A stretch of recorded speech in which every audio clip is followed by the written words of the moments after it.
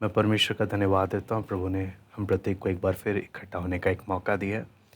इस नई सीरीज़ में आइए हम प्रार्थना कर कर हम शुरू करते हैं। स्वर्गीय पिता प्रभु जी, हम आपको धन्यवाद देते हैं प्रभु।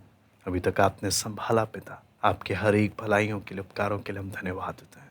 आपके चरणों में जब आए हैं प्रभु जी, आपके वचन को सीखने और समझने के लिए हम एक एक को आप सहायता करें। आए कि सब बात को पिता हम आपके हाथ में सौंपते हैं। सराद और महिमा केवल हम आपको देते हैं। प्रार्थना प्रभु यीशु मसीह के नाम से हम मांगते हैं, आमीन। आज के इस नए विषय के इस नए सीरीज़ में हम लोग जिस विषय को हम सीखने जा रहे हैं वह इवेंजलिज्म, कि किस प्रकार हम प्रभु का वचन या सुसमाचार हम लोगों को बताते हैं और ये कैसे होना चाहिए और किस प्रकार हमने उसके लिए तैयार होना है और किन किन खतरों से हर एक विश्वासी को, हर एक परमेश्वर के जन को उन खतरों से बच के रहना चाहिए। आज मसीह जगत में एक नम्रता से और मैं डरते हुए कहूँगा, हम बार बार गीत में भी गाते हैं, हमसे बड़े बड़े गिर गए, हमसे बड़े बड़े गिर गए। एक ही जीवन है। शैतान हमेशा इस ताक में लगा रहता है, कब किसको फाड़ खाए, कब किसको बर्बाद कर दे। बहुत बार जब शैतान देखता है एक व्यक्ति शारीरिक बातों में रुचि नहीं ले रहा और वो आत्मिक बातों में रुचि ले रहा है, तो आत्मिक बात को लेकर शैतान बर्बादी भी लेकर आता है। बहुत बार जब एक व्यक्ति प्रभु में आता है तो उसे प्रभु के बारे में दूसरे को बताने का बहुत मन करता है। ये एक उद्धार पाए व्यक्ति का गुण है कि वो अपनी खुशी, अपने जीवन में हुए प्रभु के काम को दूसरे को बताए बिना चुप नहीं रह पाता।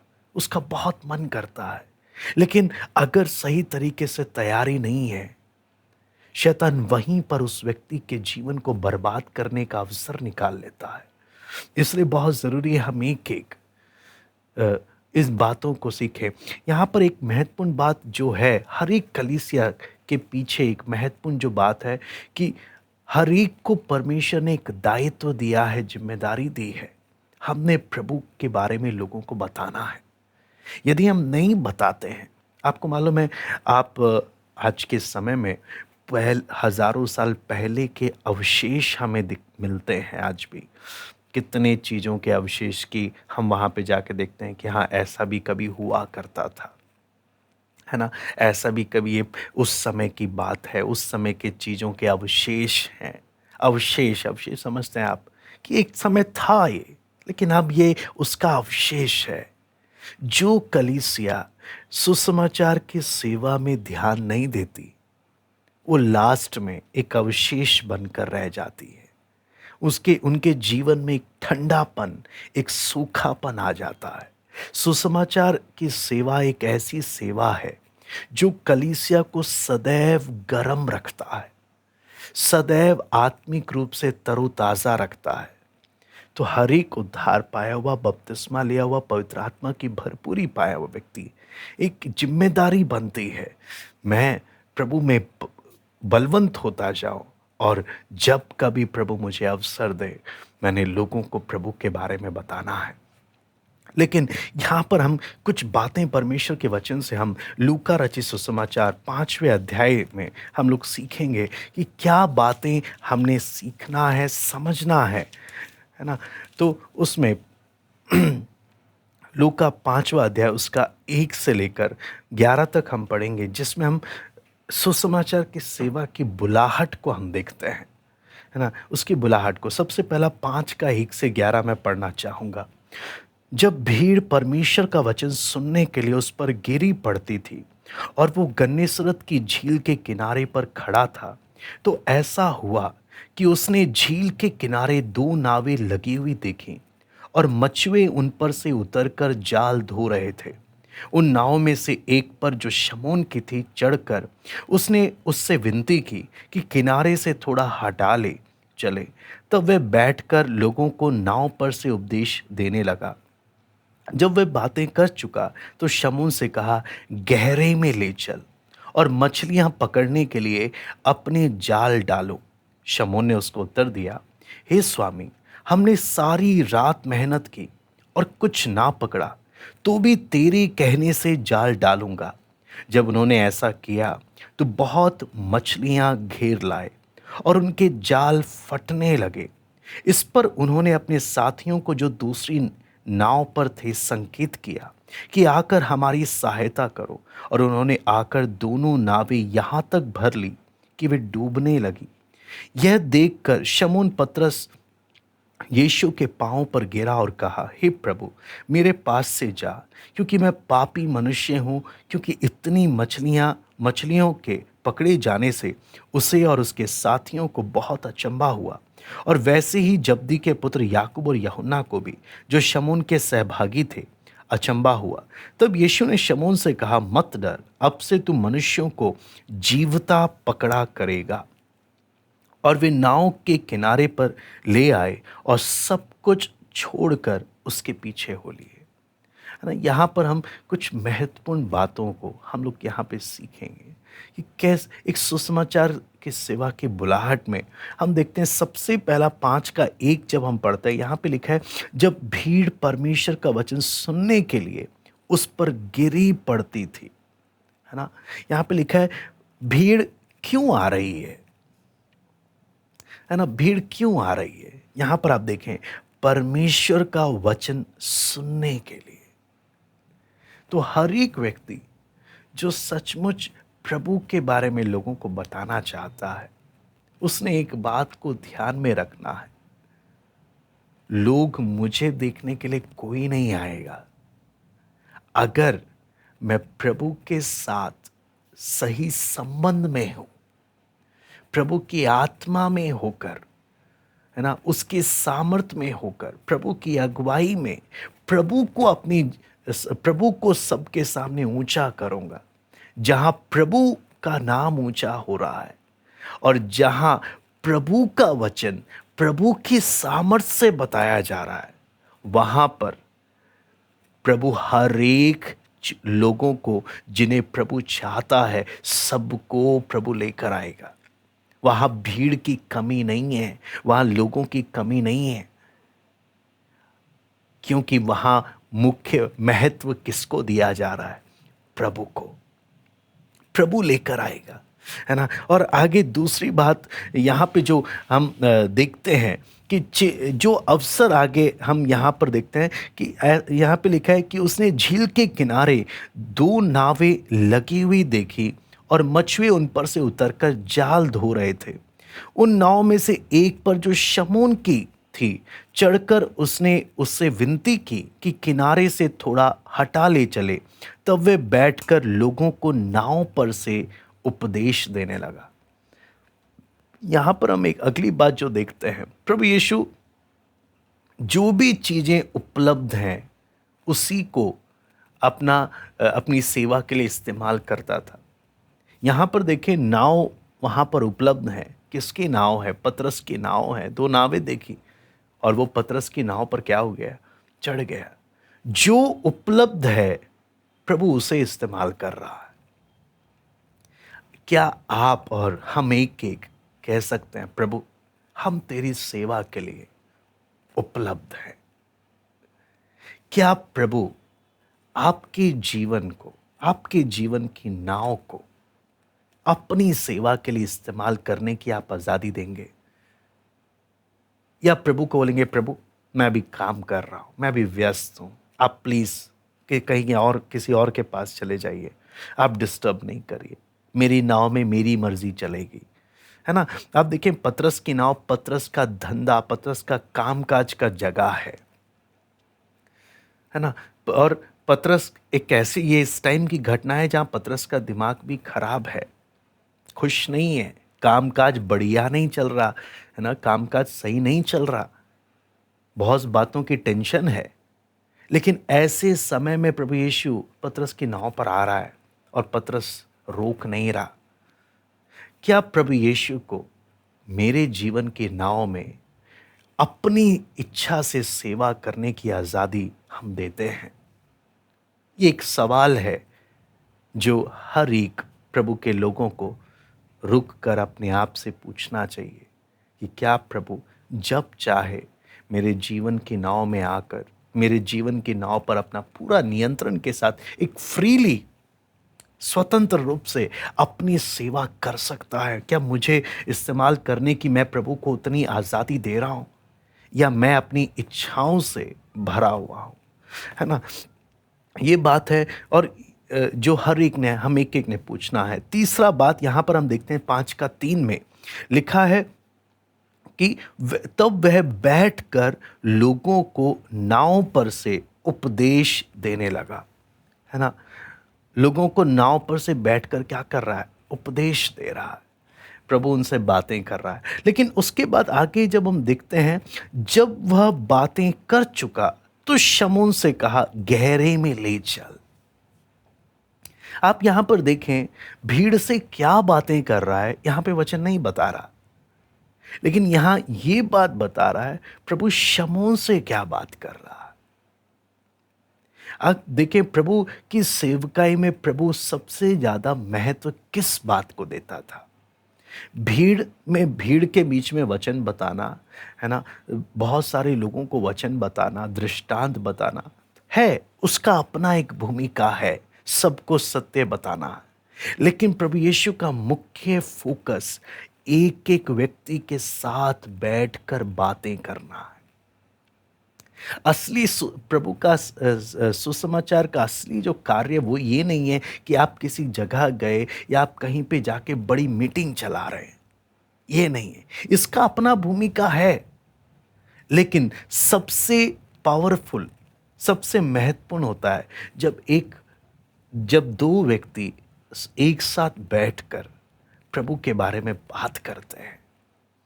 वो है सबसे महत्वपूर्ण बात, है ना। प्रभु ने हर एक को ये नहीं करके बोला कि जाओ जाकर मीटिंग चलाओ, है ना, आपने उद्धार पा लिया, चलो अपने घर में एक नई मीटिंग शुरू करो। नहीं, आप अकेले हैं, आप विश्वास में आए। अगले एक व्यक्ति जो भी आप देखेंगे, यूहन्ना रचित सुसमाचार जब आप पढ़ेंगे, जब अंद्रियास विश्वास में आया, है ना, अंद्रियास जब प्रभु के पीछे आया तो वो गया अपने भाई को प्रभु के पास लेकर आया, है ना। फिलिपुस को प्रभु ने चुना, फिलिपुस अपने दोस्त नतनेल को लेकर आया। एक एक व्यक्ति का एक एक रिश्ता बनता है। आपको मालूम है, एक एक व्यक्ति से रिश्ता बनता है, वही है जो असली मजबूती लेकर आता है। खोखलापन नहीं, मजबूती, जब एक एक के साथ एक रिश्ता बनता है। तो प्रभु यीशु यहाँ पर पतरस के साथ क्या कर रहा है? बात कर रहा है। और आगे जब हम देखते हैं प्रभु पतरस के साथ बातें करते वक्त, आगे प्रभु यीशु उसको क्या बोलता है? जब वो बातें कर चुका तो शमौन से कहा, गहरे में ले चल और मछलियां पकड़ने के लिए अपने जाल डालो, है ना। प्रभु यीशु बोलता है गहराई में चल, जरा गहराई में। अभी तक हम कोने में, ज्यादा गहराई में नहीं गए, गहराई में चल। और ये गहराई में जाने के पीछे हम कई महत्वपूर्ण संदेश, कई महत्वपूर्ण सबक सीखना प्रभु सिखाता है, और ये सीखना बहुत ज़रूरी भी है। और जिसमें सबसे पहला सबक जो हम 5:5 में पढ़ते हैं, शमौन ने उसको उत्तर दिया, हे स्वामी, हमने सारी रात मेहनत की और कुछ ना पकड़ा। आपको मालूम है, मछली पकड़ने का असली समय रात होता है, तब मछलियां सतह पर आ जाती हैं। दिन के टाइम में कोई मछलियां पकड़ता नहीं है, वो बेवकूफ़ी मानते हैं मछुआरे।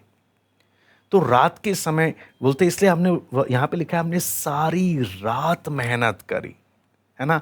प्रभु आप हमें बोल रहे हो दिन के समय बोल रहे हो, दिन के समय कौन जाल डालता है मछली पकड़ने के लिए, है ना। आप सोच कर देखे, पतरस बोलेगा, प्रभु मैं कोई अनाड़ी नहीं हूं, मैं मछुआरा हूं, पेशे से मछुआरा हूं, मछली पकड़ना मेरा काम है, मछली पकड़ना मेरा काम है, मैं पेशे से मछुआरा हूं, और मैंने सारी रात मेहनत करने पर भी कुछ नहीं मिला है, और आप तो पेशे से एक बड़ई हो।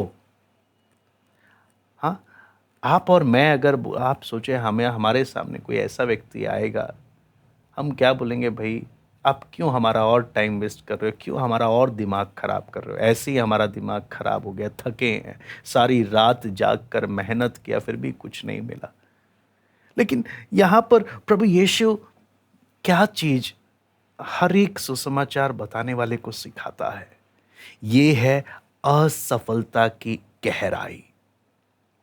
प्रभु आत्माएं या सत्य, सही बात जानकर लोगों को आपके सामने लाने से पहले प्रभु आपको एक असफलता की गहराई में लेकर जाता है, जहां आपको लगता है प्रभु मैंने कितनों को तेरे बारे में बताया, प्रभु कोई नहीं आया, कोई नहीं सुना। मैं आपको बोलता हूं, एक फ्रॉड, एक गलत लोगों को पैसे का लालच देकर कलीसिया में बुलाने वाला, हाँ, या आजकल कितनी जो बदनामी जिस वजह से होती है कि किसी को लालच दिया या कुछ दिया, ऐसे करने वाले जो वचन के ठीक गलत है, अगर ऐसा कोई करता है वो बिल्कुल गलत है।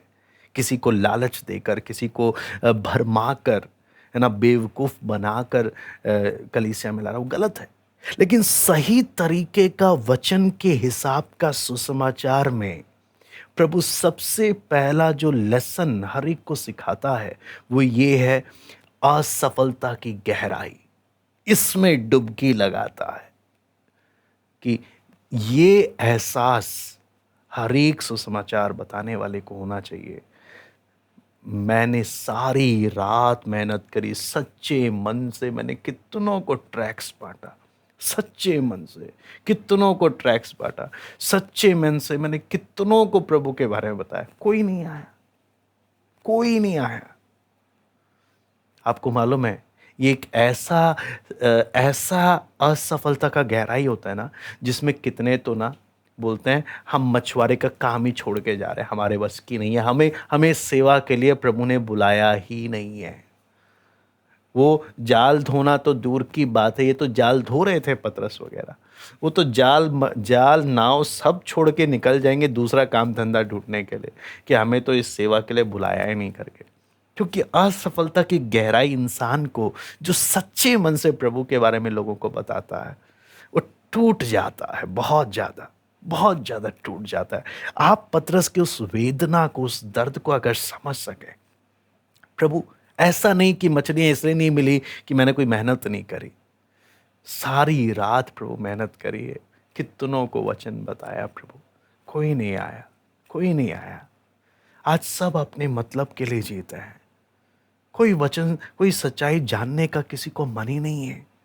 उनको लगता है मेरा ब्रेन वॉश हुआ हुआ है, हाँ, उनको लगता है किसी ने मेरा ही दिमाग उल्टा किया हुआ है। हे प्रभु, मैं कैसे इनको बताऊं, है ना।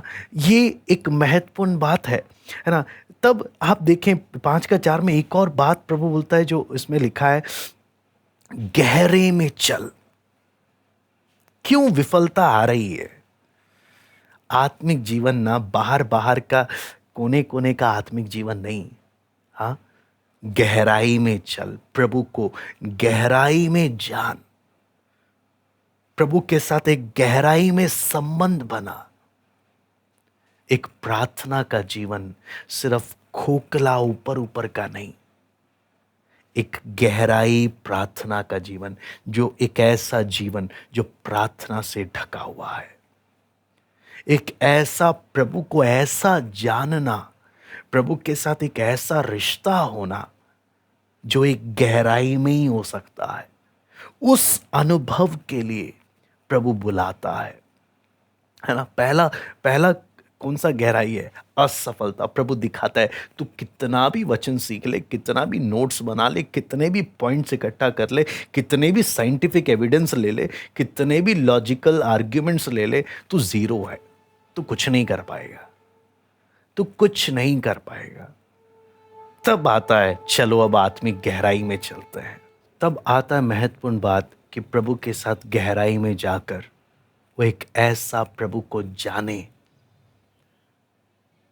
कि जो गहराई में प्रभु को जानकर आया है, वो फिर अपना लॉजिक, अपना दिमाग, अपना तरीका नहीं अपनाएगा। है ना? ऐसा सुसमाचार प्रचारक आप देखना, जो पहले स्टेज में जो असफलता की गहराई में नहीं गिरा नहीं है, जो असफलता के फेलियर के उस गहराई में जो गया नहीं है, वो बड़े जोश से भरा होता है। मैंने पॉइंट्स इकट्ठे कर लिए, मैंने ऐसे ऐसे ट्रैक्ट बना लिए, मैंने ऐसे ऐसे पॉइंट्स बता लिए, मैं किसी का भी मुंह बंद कर दूंगा, मैं किसी को भी कन्विंस कर दूंगा। लेकिन जो व्यक्ति हर बात में फेल हो जाता है, वो बोलता है प्रभु मैं किसी को तेरे लिए अपने दम पे नहीं जीत सकता। ऐसा व्यक्ति प्रभु के साथ गहरे संबंध में आने पर ज्यादा ध्यान देता है। और जो प्रभु के साथ उस गहरे संबंध में आता है ना, उसका 5 और 6 में पढ़ते हैं, शमून ने उसको दिया, उत्तर दिया, हे स्वामी हमने सारी रात मेहनत की और कुछ ना पकड़ा, तो भी तेरे कहने से जाल डालूंगा, है ना, तो भी तेरे कहने से क्या करूंगा, जाल डालूंगा। यहां पर एक महत्वपूर्ण बात क्या है, दिन के समय जाल कौन डालता है? कौन डालता है? प्रभु। जब हम सही तरीके से वचन सब कुछ बताने पर भी जब कुछ नहीं आता, हम फेल हो जाते हैं। प्रभु के साथ एक गहरे संबंध में जब हम आने का ध्यान देते हैं, तब हमें प्रभु जो बोलता है ना, हम चुपचाप मान लेते हैं। प्रभु इधर डालना है, इधर डाल देंगे, हाँ, चाहे उसका कोई लॉजिक बनता हो नहीं बनता। प्रभु ऐसे ऐसे काम कराएगा जो लॉजिक भी फेल हो जाता है, जहां पे हमें लगता है होगा ही नहीं, लेकिन प्रभु बोलेगा मैंने बोला है तो डाल, और आप डालोगे, क्योंकि आप टूट गए, प्रभु के साथ उस संबंध में आ गए जहां आप प्रभु पर सवाल नहीं उठाते। प्रभु ने जो बोला बस वैसा ही करना है। आपको मैं एक असली में जो कौन है, जो सच में जिन्हें प्रभु सुसमाचार के लिए इस्तेमाल करता है, ये वो है जो प्रभु जो बोले उसे करने के लिए तैयार रहते हैं, चाहे आम इंसान की समझ से बाहर है। लेकिन चुने हुए लोगों की पहचान ये है, और इसलिए लिखा है वो उन्होंने प्रभु की आज्ञा मान के डाला, और लिखा है जब उन्होंने ऐसा किया तो लिखा है तो बहुत मछलियां घेर लाए और उनके जाल फटने लगे। आप प्रभु की आशीष को कब अनुभव करते हैं? हर एक जब हम प्रभु की आज्ञा को मानते हैं, तब है असली। तब आप प्रभु के काम को देखते हैं और आप बोलते हो भाई ये मेरे बातों से नहीं हुआ, ये मेरे कामों से नहीं हुआ, ये सीधा सीधा प्रभु का इंटरवेंशन है, प्रभु का काम है, प्रभु का काम है ना। वो बात हम वहां पर हम देखते हैं। और आप 5 का 7 जब हम पढ़ते हैं, इसलिए आज्ञाकारिता का गहराई तभी आता है जब आप आत्मिक अनुभव में जाते हैं। फिर उसके बाद जो अगली गहराई है 5 का 7 में जब हम पढ़ते हैं, इस पर उन्होंने अपने साथियों को जो दूसरी नाव पर थे संकेत किया कि आकर हमारी सहायता करो। उन्होंने आकर दोनों नावें यहां तक भर ली कि वो डूबने लगी। ध्यान रखें, जब प्रभु की आज्ञा का पालन हो रहा है, मछलियों की कमी नहीं है। यहां तक बोलते हैं भैया आप भी अपनी नाव भर लो, और इतनी भर गई कि नाव डूबने की हालत में, भाई संभाला नहीं जा रहा, प्रभु इतना दे रहा है।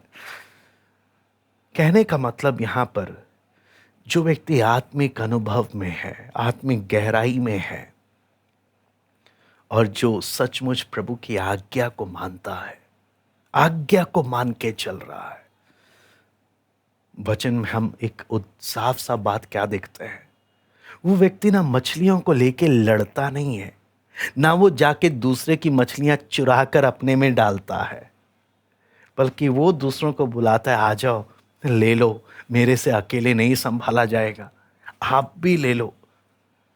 आज हम देखते हैं कितने सुसमाचार के जो प्रभु का नाम तो लेते हैं, लेकिन कलीसियाएं झगड़ती हैं, ये मेरे विश्वासी हैं, मेरे विश्वासी हैं। कुछ बोलते हैं नहीं अब मैं अपनी मीटिंग चलाऊंगा, हाँ, और नए लोगों को बताने की जगह में कलीसिया के जो पुराने, अरे तुम मेरे पास आ जाओ, मैं नई कलीसिया स्थापित करने जा रहा हूँ, मैं उनसे अलग हो रहा हूँ। ऐसे करके कितना गड़बड़ियां हम कलीसियाओं में देखते हैं, कितनों को शैतान इस्तेमाल करता और बर्बादी लेकर आता है। कारण क्या है? प्रभु के साथ संबंध नहीं है, प्रभु की आज्ञा मानते हुए काम नहीं कर रहे, अपनी मर्जी से करते हैं और फिर सब बर्बादी हो जाती है, सब बर्बादी हो जाती है। खुद भी अलग होकर बर्बाद होते हैं और जिन्हें अपने साथ खींचते हैं उन्हें भी बर्बाद कर देते हैं। यहां पे क्या है? पहला, फेलियर, असफलता की गहराई में डुबकी लग गई। दूसरा, तब आत्मिक अनुभव आया। जब आत्मिक अनुभव आया तो आज्ञाकारिता की गहराई आई।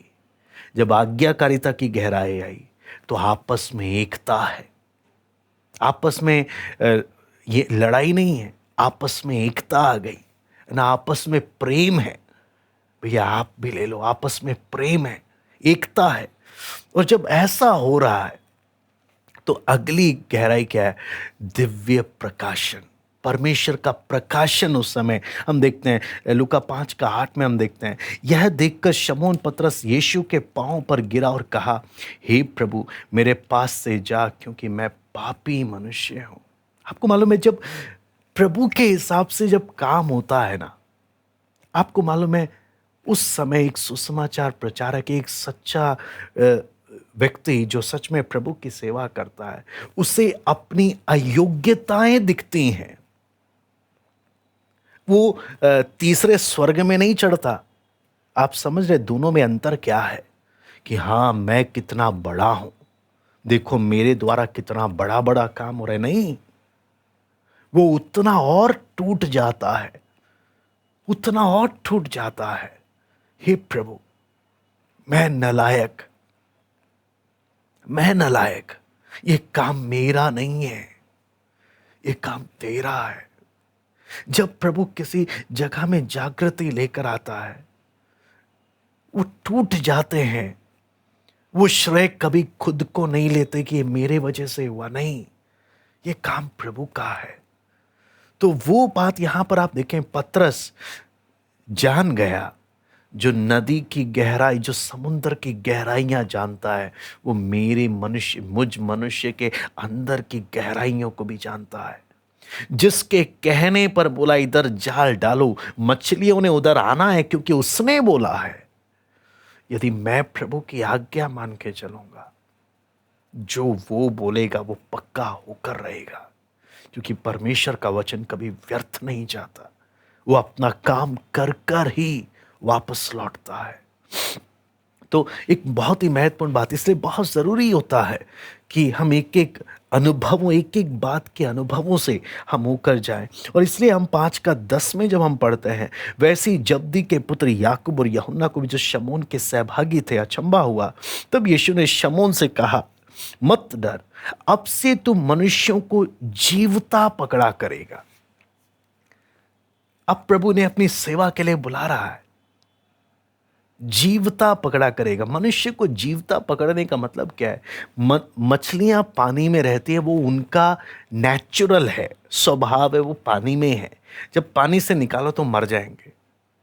लेकिन हम जो जगत में पापी हैं, पाप में मरे हैं, अब उन्हें जिलाने का काम सौंपा है। इसलिए वचन इफिसियों 2 अध्याय में लिखा है, तुम जो अपने अपराधों और पापों में मरे हुए थे। एक सुसमाचार का काम क्या है? वो मरे हुओं को जिलाता है। प्रभु उसको इस्तेमाल करता है मरे हुओं को जिलाने के लिए। लिखा है, तुम मनुष्यों को जीवता पकड़ा करेगा।